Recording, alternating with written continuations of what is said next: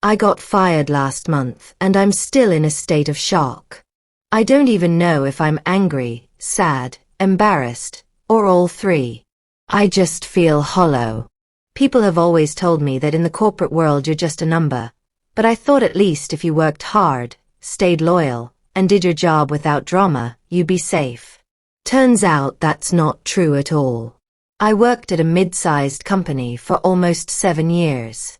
Not flashy, not glamorous, just steady office work. I was what they called admin support, which really just means you do a little bit of everything. Calendar management, booking travel, organizing meetings, making sure projects flow smoothly, setting up video calls, keeping documents organized, handling invoices when accounting was swamped, you name it. I was never in the spotlight, but I was dependable.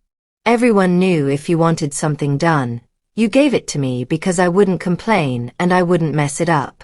The thing is, being in that role puts you close to a lot of sensitive stuff.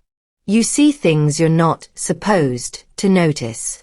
Executive calendars, email chains, draft documents, financial reports. Not because you're snooping, but because the job requires it. You're the one scheduling confidential board calls, the one scanning contracts to upload into the system, the one fixing formatting on presentations before a big pitch. You're invisible but also everywhere. The company was in talks for a huge merger. Like, life-changing numbers. People whispered about it in the hallways. Everyone knew something was brewing even though leadership pretended otherwise. I didn't know the exact details, just that it was massive.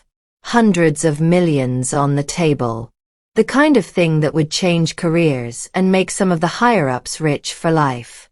Then one morning I got an email that still makes me sick to my stomach. It was from someone I thought was one of our execs, asking me to send them the updated access credentials to the internal data room where documents were stored. Nothing unusual about the request.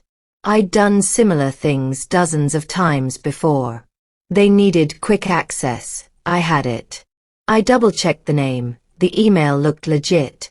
And honestly, I didn't think twice. I sent the password. Within hours, IT was on lockdown. My inbox froze. The whole building felt tense, like the air changed. That afternoon I was called into HR with 2 people I'd never seen before who looked like lawyers.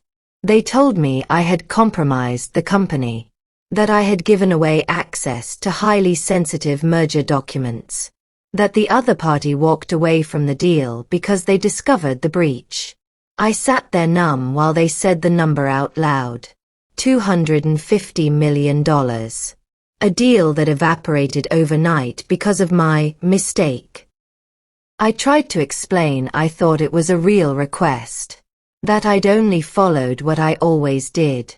But they weren't listening. They'd already decided I was the fall guy. Maybe it's easier to blame the admin than admit their own security protocols were garbage. I wasn't trained to spot spearphishing. I wasn't told to verify with a phone call before sharing passwords. I didn't even set the passwords. IT did. Yet I was the one they paraded out as responsible.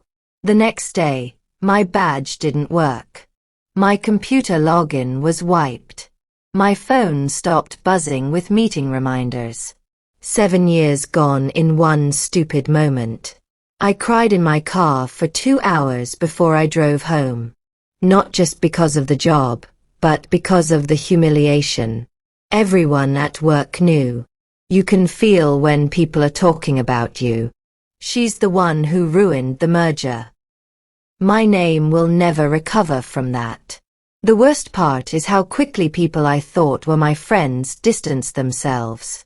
The people I brought coffee for, the ones who vented to me about their bosses, the ones who leaned on me for help with reports. Not a single one has checked in since I left. It's like I never existed. I went from being the glue in that office to a ghost in one day. I keep replaying it in my head. What if I had noticed the subtle difference in the email address? What if I had walked down the hall to confirm before replying? What if I had trusted my gut that something felt slightly off? Every what if eats at me at night until I can't sleep. But then I get angry too. Why was I even in a position where one admin had the power to tank a $250 million deal? Why wasn't there multi-factor authentication? Why was I never trained properly? I did my job the way they told me to, and when the cracks in their system showed, they pushed me into them like it was all my fault. Now I'm sitting at home, applying for jobs, trying to figure out how to explain the gap. What do I say if they ask why I left? I can't exactly say, "Oh, I was blamed for a $250 million disaster." That sounds like a punchline, not a resume bullet. I don't even know if I'll ever get back into corporate work.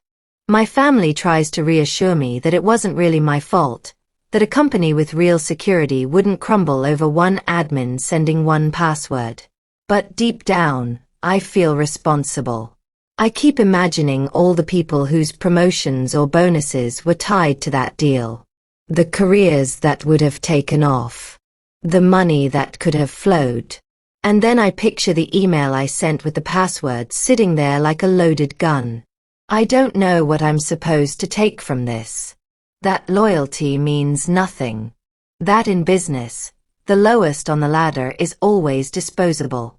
That I'll never trust an email again for as long as I live. Maybe all of the above.